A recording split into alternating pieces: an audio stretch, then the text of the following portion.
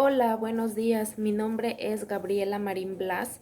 Soy alumna de la licenciatura en psicopedagogía y actualmente estoy llevando la materia de Historia de la Educación a cargo del profesor Josué Antonio Hernández. Hoy quiero hablarles acerca de un tema muy importante dentro de la historia de la educación, o más bien uno de los puntos, una de las fases dentro de la historia de la educación, que es la educación antigua.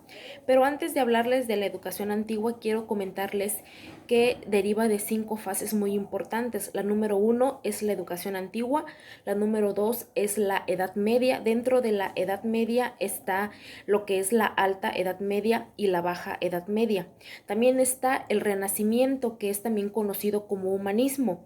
Está lo que es la pedagogía. Dentro de la pedagogía crítica están varios autores que empiezan a decirnos cómo nosotros podemos llevar una educación como docente y como alumno. Emplean muchos conocimientos básicos y muy importantes acerca de la educación y la número 5, que es la actual escuela nueva. Bueno, hoy quiero comenzar a hablarles acerca de un poquito de lo que es la educación antigua. La educación antigua comenzó en el año 5000 antes de Cristo. Dentro de la educación antigua surgieron muchas culturas. Entre ellas está lo que son los mesopotámicos, están los egipcios, los chinos, los árabes, están también los fenicios, están los hebreos, están los indios americanos, están los griegos y los romanos.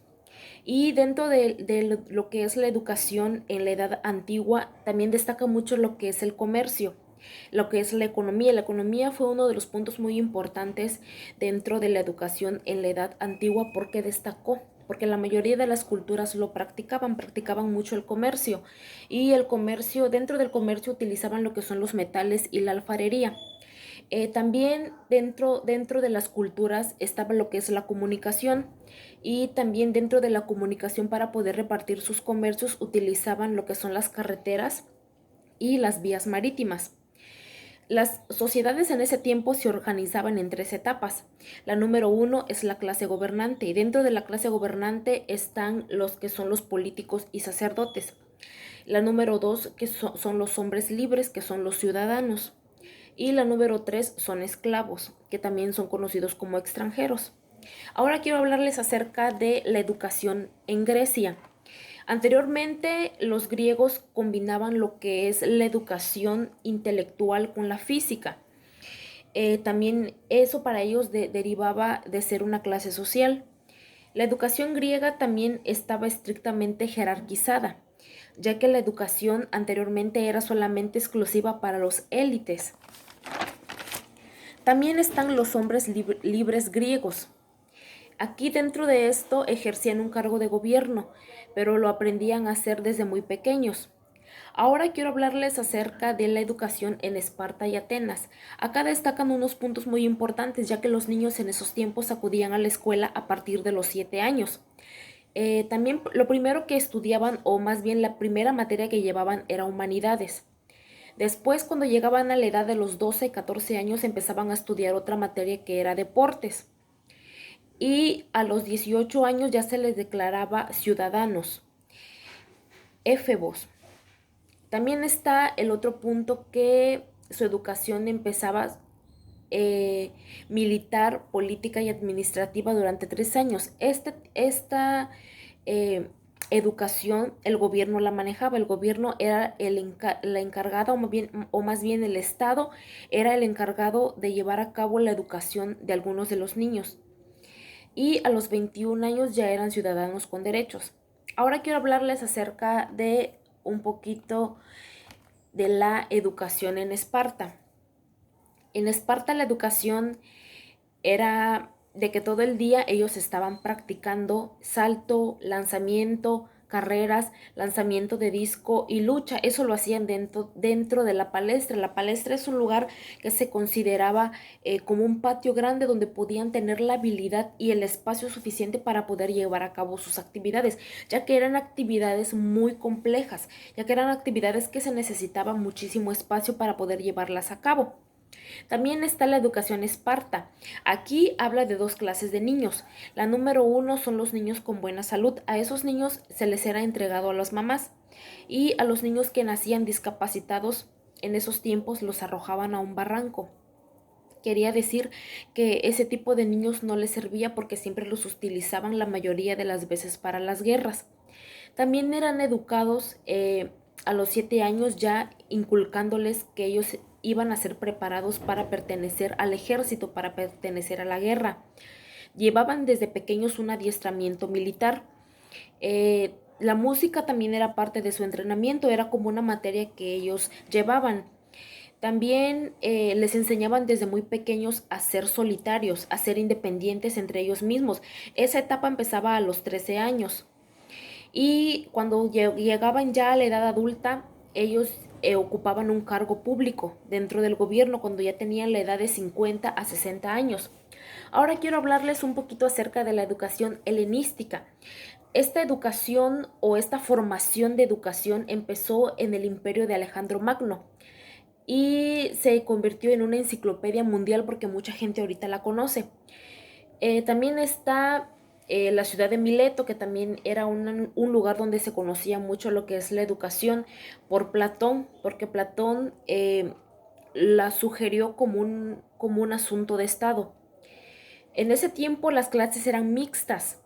Los maestros tenían un carácter muy fuerte. En la actualidad, ahorita, dentro de la nueva modalidad de educación, no se le permite a los alumnos ser maltratados, ser gritados, ofendidos, porque eso ya es una forma de agresión física.